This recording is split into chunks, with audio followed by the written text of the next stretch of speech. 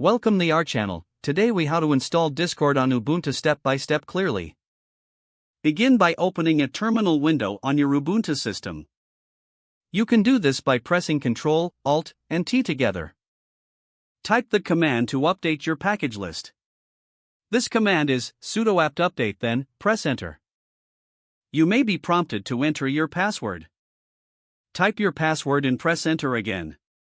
Next, you'll want to install a few essential packages. Enter the command sudo apt install curl get, press enter to execute the command. Once the installation is complete, it's time to download Discord.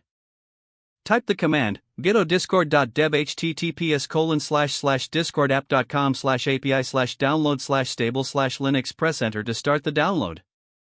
After the download is complete, you can install Discord.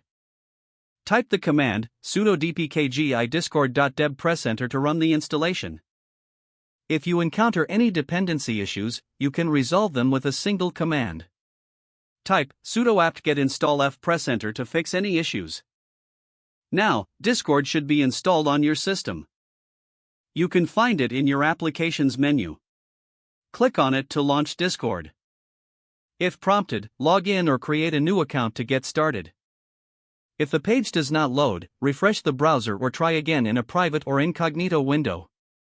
Make sure you are using the correct email address, then retype it carefully to avoid small typos. If your password is not accepted, use the reset option and create a new strong password you can remember. Check your spam folder for verification or security emails, then complete any requested confirmation steps. Enable two-factor authentication if available to improve account security and reduce unauthorized access risk.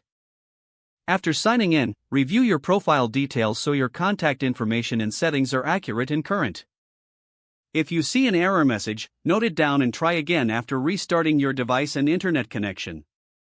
Log out when you finish, especially on shared devices, to keep your account and payment information secure. If the page does not load, refresh the browser or try again in a private or incognito window. Make sure you are using the correct email address, then retype it carefully to avoid small typos. Don't forget to like this video and subscribe to our channel for more step-by-step tech guides.